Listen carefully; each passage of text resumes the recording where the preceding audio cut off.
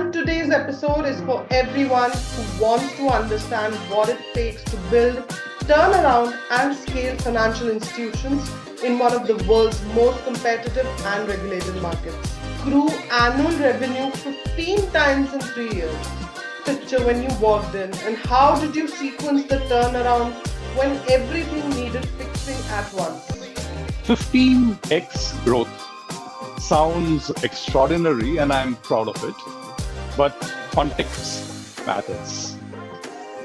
You cannot achieve a result like that with a click of a finger and there's no magic wand.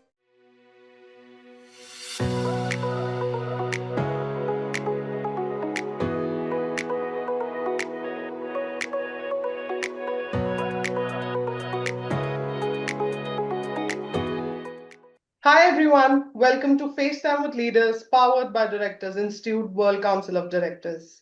I'm your host Charu Mehra, and today's episode is for everyone who wants to understand what it takes to build, turn around, and scale financial institutions in one of the world's most competitive and regulated markets, where fintech is moving at lightning speed, compliance is non-negotiable, and every strategic decision carries real financial consequences.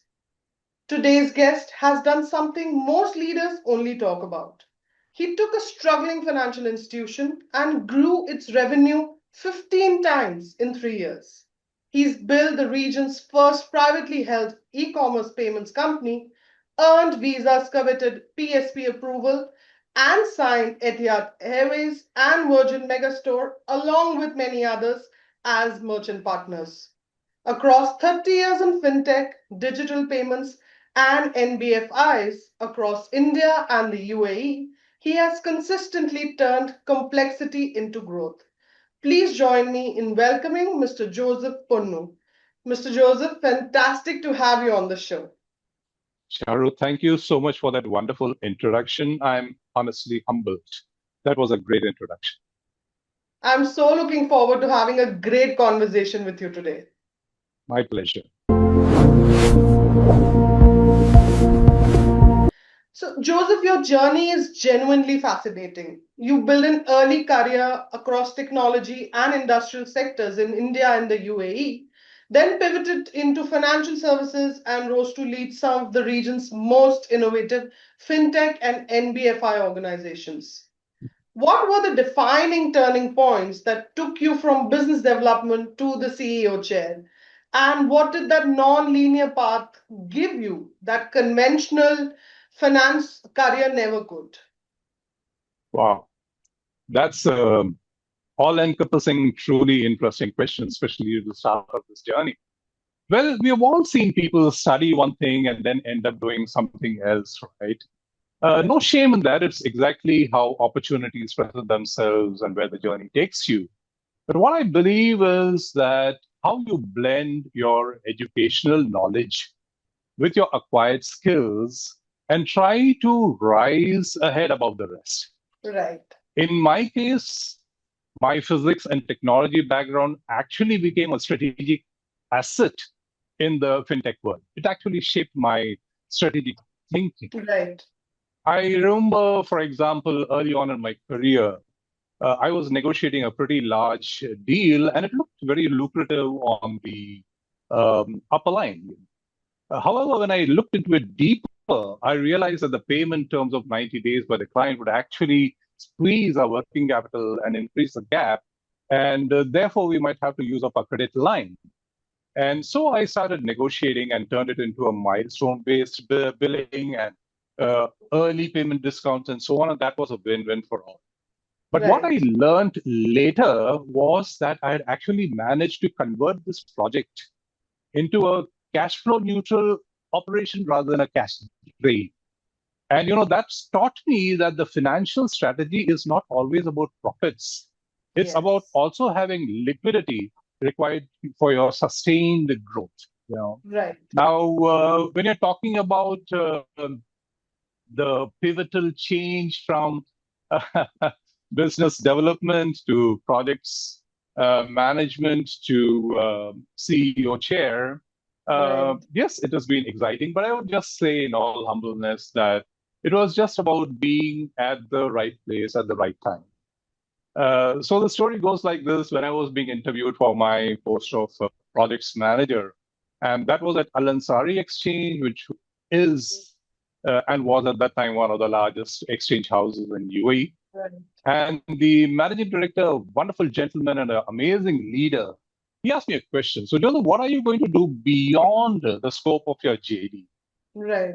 I had to think quickly on my feet, and I bumbled something like ISO 9001 and EFQM and what have you.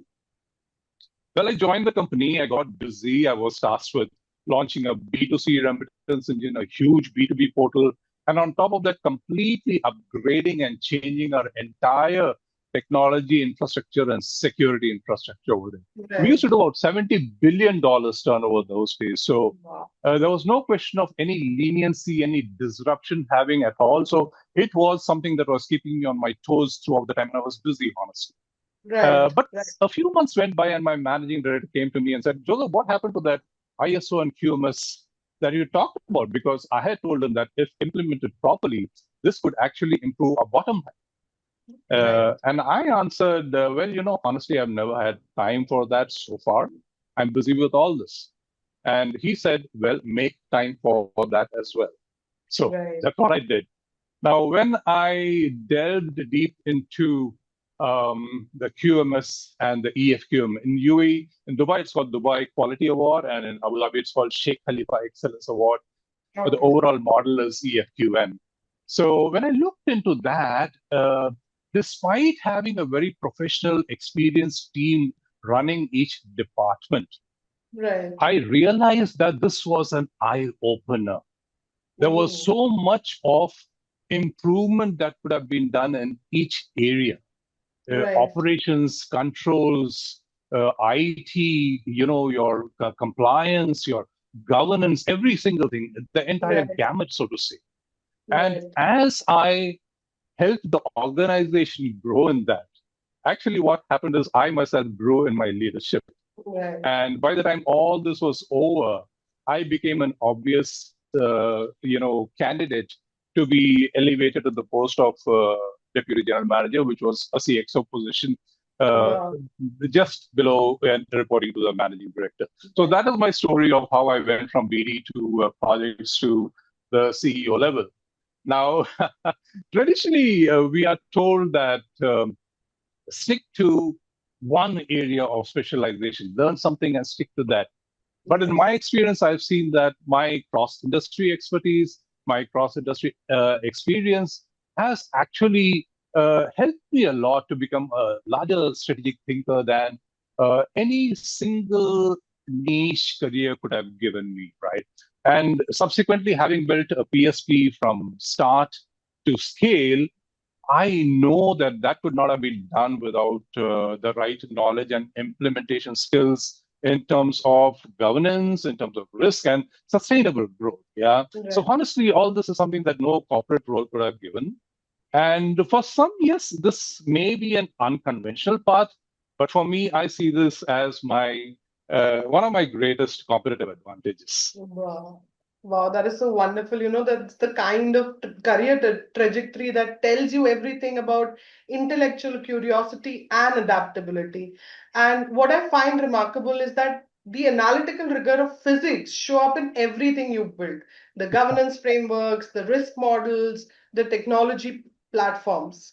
And kudos on that successful implementation and reaching to the position where you are at right now. So, congratulations on that, and thank you for sharing your journey with us. My pleasure, Charu. So, Joseph, now let's talk about Mawarid Exchange because this is one of the most compelling business turnaround stories I have come across. You were appointed CEO of the region's first Sharia compliant exchange with a mandate to lead a full business turnaround reporting directly to the board. You grew annual revenue 15 times in 3 years. That's an extraordinary outcome. What was the honest picture when you walked in, and how did you sequence the turnaround when everything needed fixing at once? Well, the 15x growth sounds extraordinary, and I'm proud of it, but context matters. When you inherit an organization that is deeply in the red, with operational leaks that are pretty obvious to a seasoned eye, um, and on the other side, when you have huge untapped opportunities, the percentage growth can be dramatic. Right. But the real work was in sequencing. Agreed, you cannot achieve a result like that with a click of a finger, and there's no magic wand. So the first thing that had to be done was a detailed evidence-based analysis of the operational, commercial, and governance gaps, followed by a very structured and clear turnaround strategy for the board to approve. Right. Now, in terms of some of the things that I found as a gap, for example, and this is a common mistake that many organizations do, they take it they take it literally in a literal sense when they say copy your successful competitors, right? Now, in our case, for example, we had a branch in one of the very large malls, paying premium rentals and hoping to get the same business as our competitors did, just because the footfall was equal for all of us. Yes. But having said that, Minaus cannot become whales overnight, right?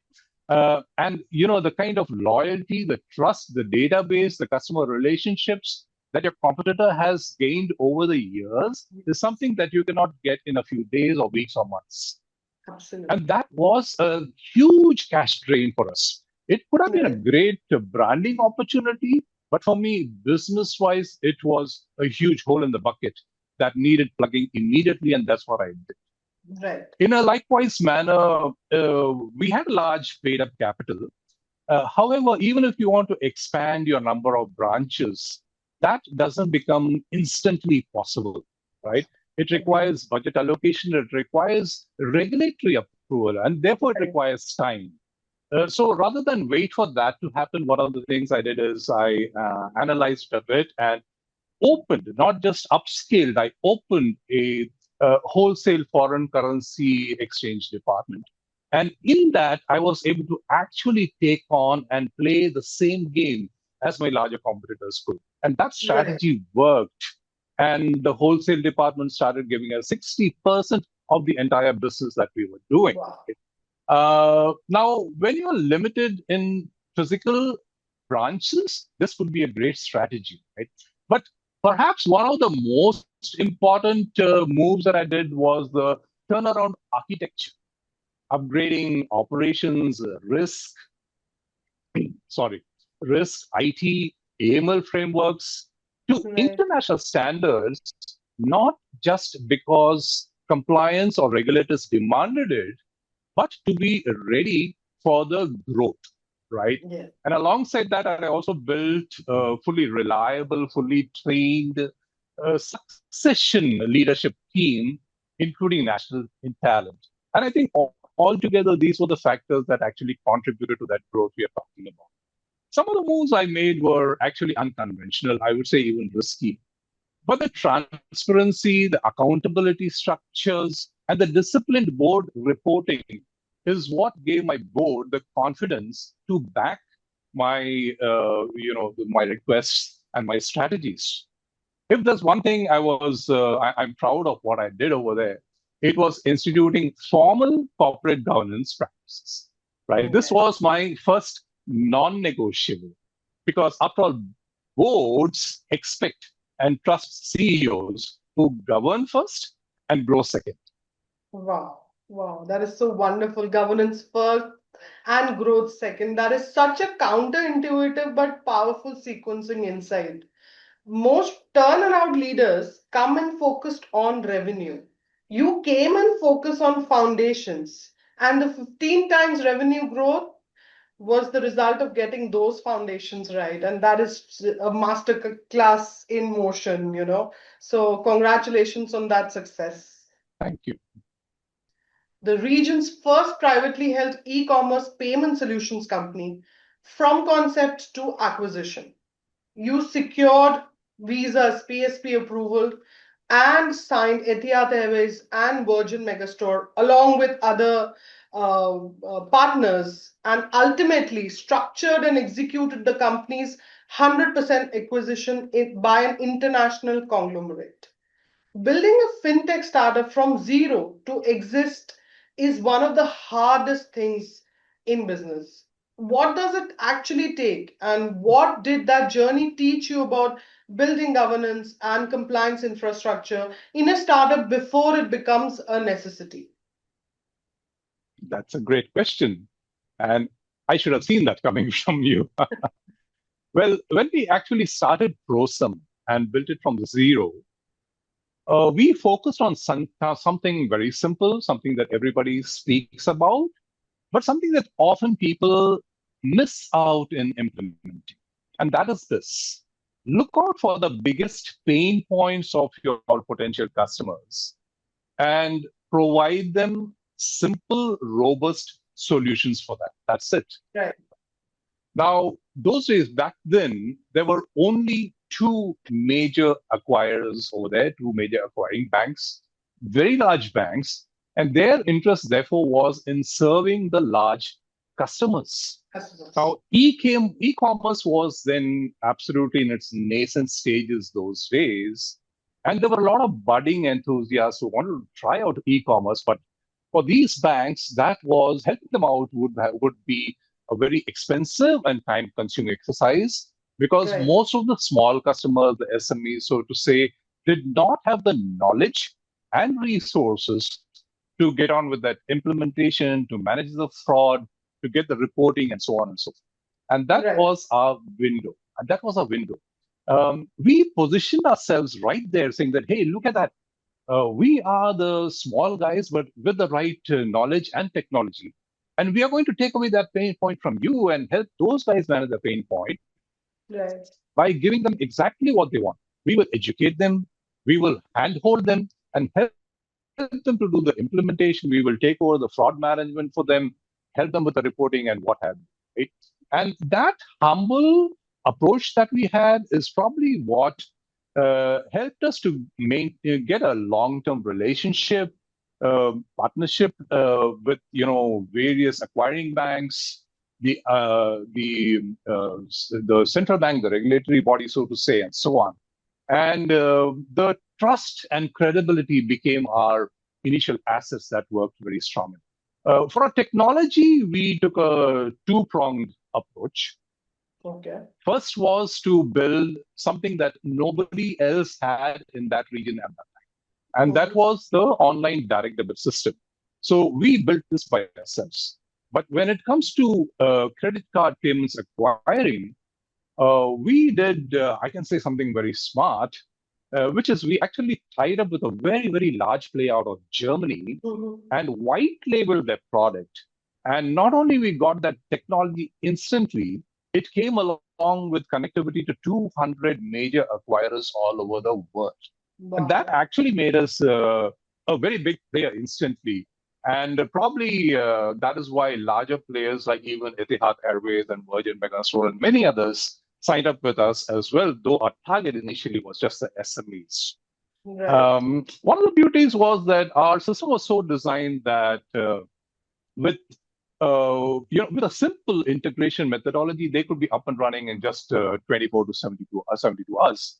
Wow. And having said that, we had also incorporated a very strong fraud management system, right, which is very important to go for this online payment. So it was a single integration for everything that you require, kind of stuff.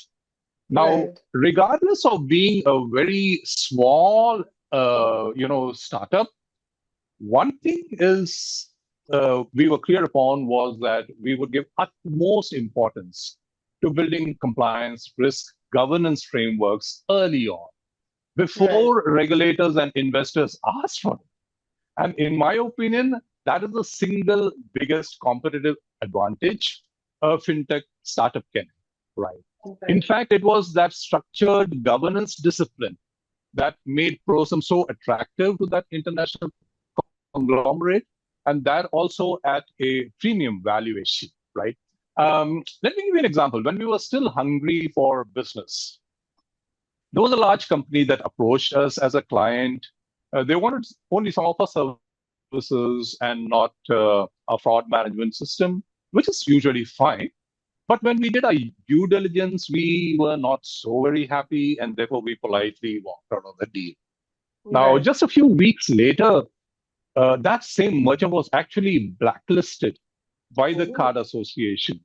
And the issuer who took them on had to pay a hefty fine, okay, a lot of penalty.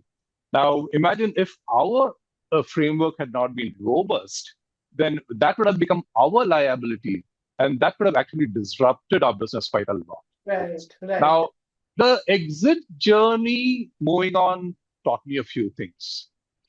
Aligning shareholder value, board expectations, and operational continuity is not about compromise.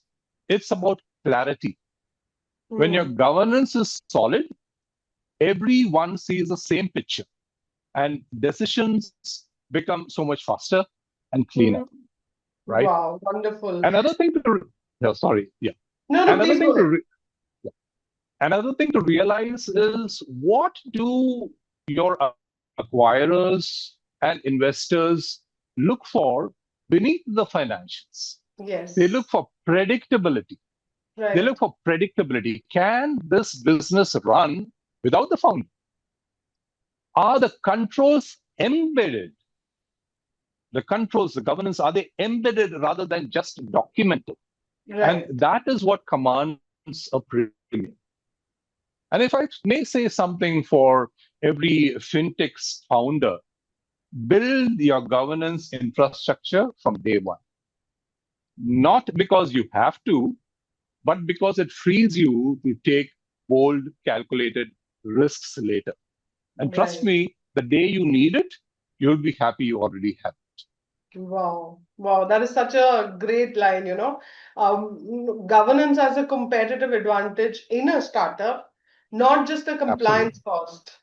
This reframe is so important, especially for the founders of fintech leaders in our audience. And as you said, you'll be happy when you need it and you already have it. So that is such a great thing to say, because the businesses that attract serious investment and serious acquirers are the one that are already governing themselves like enterprises before they technically are one.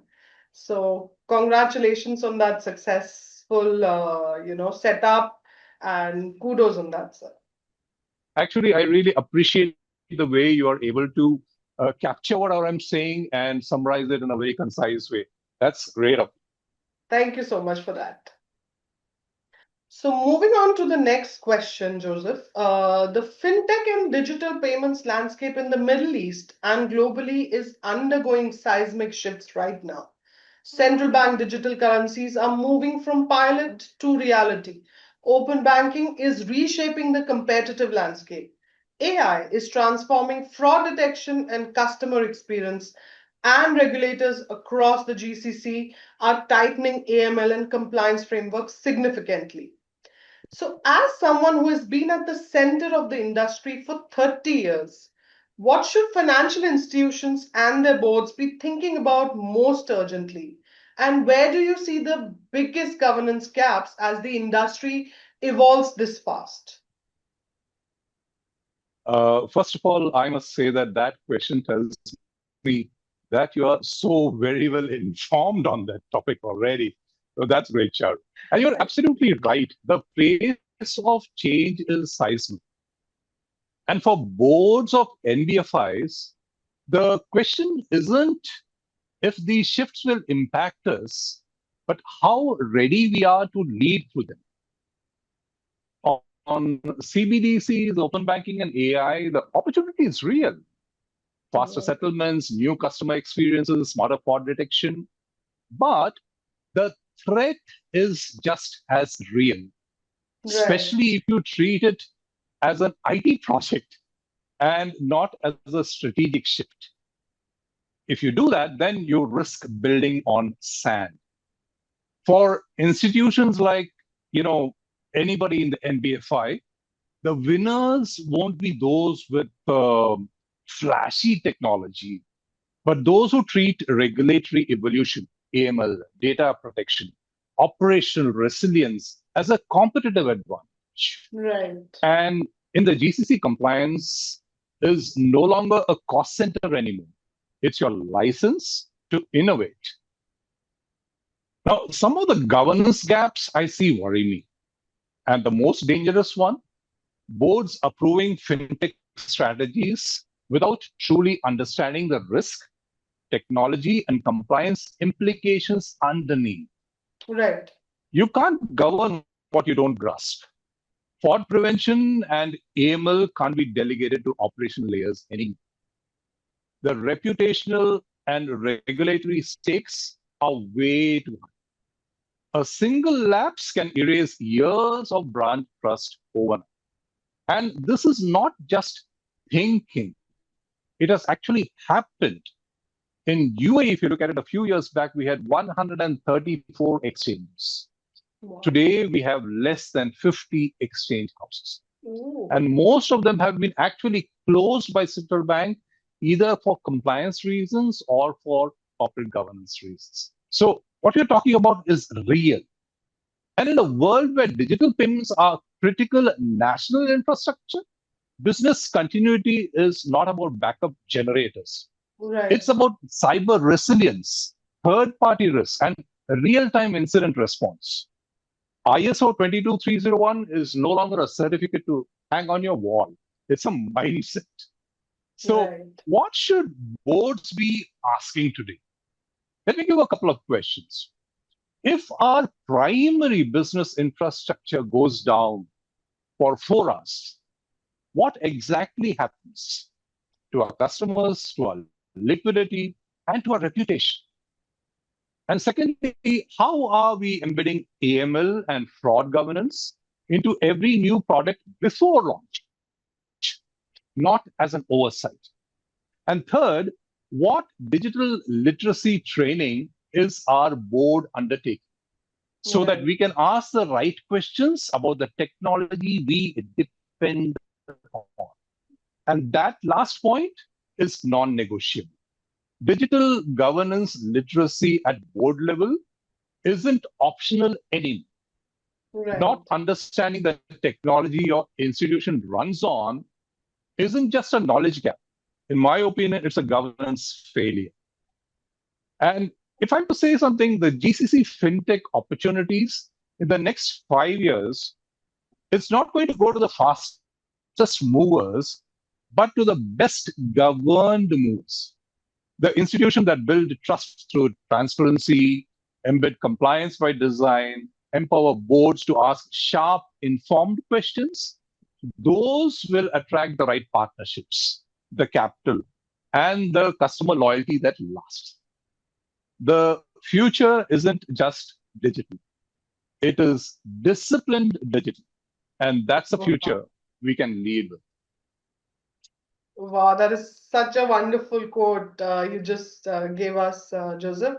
For my understanding, central bank is the central financial authority in the UAE, in Dubai. Yeah, it's the equivalent of Reserve Bank of India Oh, in India. yeah, this is what I was, I was able to understand from what you said.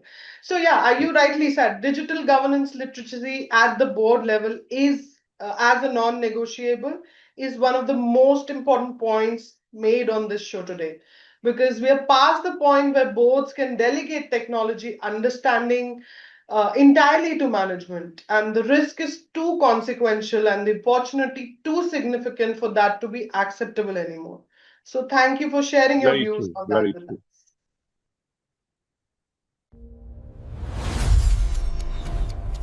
All right, Joseph, after all that strategic firepower, let's have some fun. This is our quick fire round, sharp questions, instinctive answers. No compliance review, no risk assessment needed. Just you. Ready? Absolutely. Okay, the first one. Is governance the real differentiator between fintech startups that scale and those that fail? Yes or no?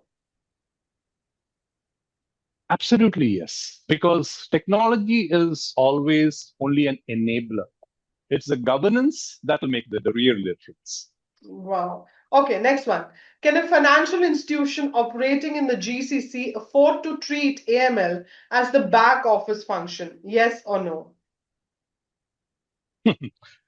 Totally no, because it's not just risky, it's actually unsustainable. Wow. All right. Next one is, will CBDCs make traditional exchange houses and remittance businesses obsolete? Yes or no? Disrupt, yes. Destroy, no. No. Because these exchange houses do give a lot of other value-added services. They provide the trust for even the last mile access. They give compliance as a service and so on. But having said that, central bank digital currency, CBDCs, do pose a threat to exchange houses that do not adapt to changes and Right. innovations. Right. Okay. Next one is regulatory compliance a competitive advantage or just the cost of staying in the game? It's for sure a lot more than competitive advantage. A single AML lapse can trigger heavy fines. We're talking Right. about even multi-million dollar penalties, license suspension, or even revocation, as we spoke. Reputational damage that erodes customer trust overnight, and even placement on FATF grey lists, affecting cross-border correspondent relationships, and so on. Wow, wonderful. Okay, the last one for this round is technology, governance, or talent. What is the single biggest driver of sustainable fintech growth? I'd say all three, but you probably will not have any technology or talent to manage if governance is not in place, because your business may no longer exist in a few years. Wow, wonderful. I feel that governance is, like the way we talked about governance first, growth second. That is your mantra throughout. It is true because it's no longer possible to do it any other way. Absolutely. All right. That was fast, fearless, and absolutely no hesitation. 30 years of fintech conviction in 30 seconds. Brilliant, Joseph. Thank you for playing along. Pleasure.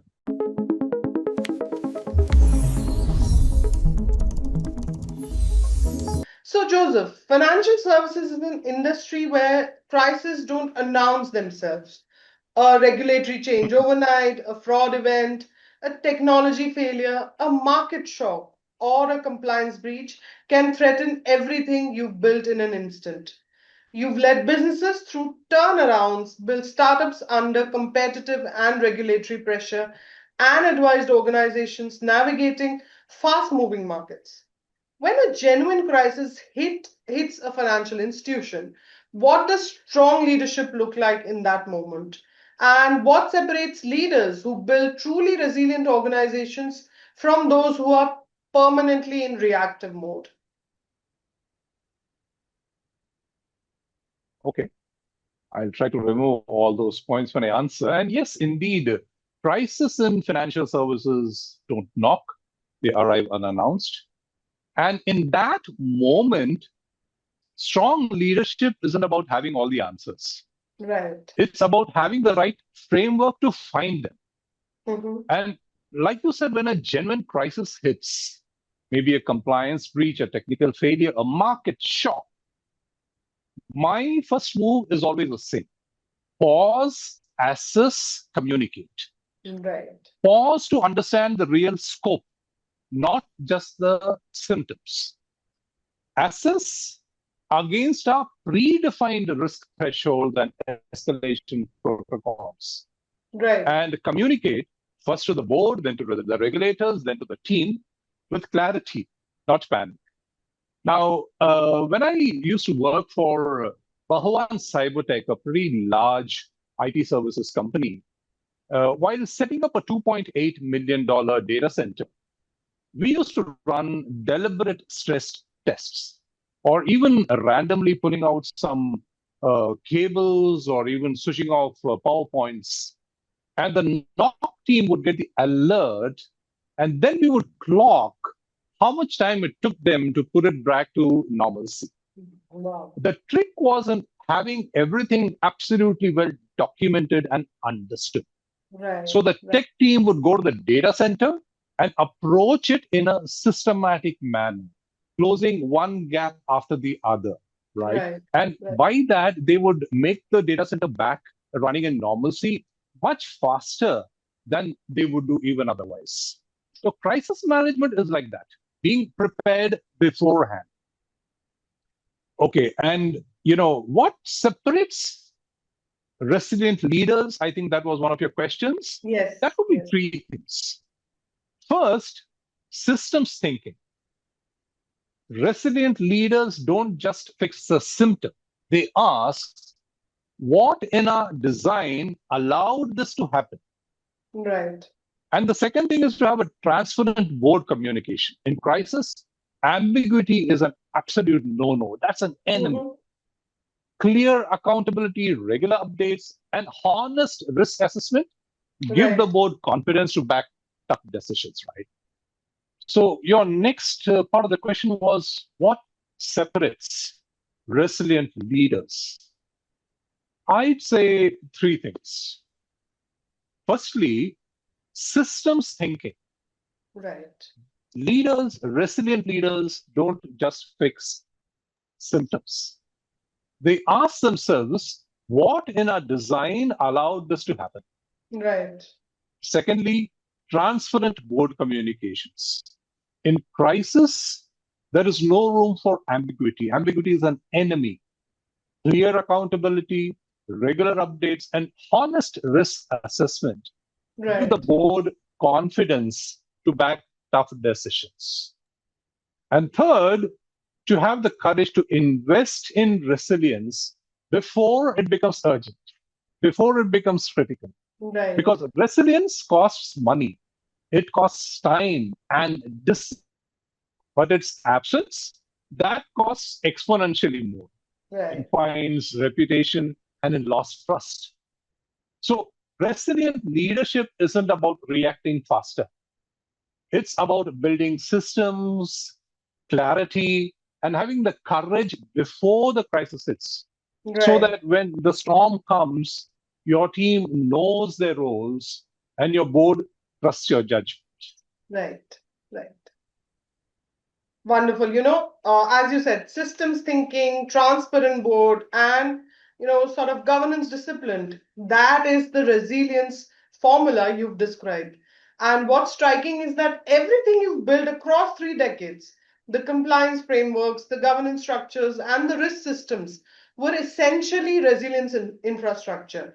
And the crisis readiness, I would say, was baked in, not bolted on.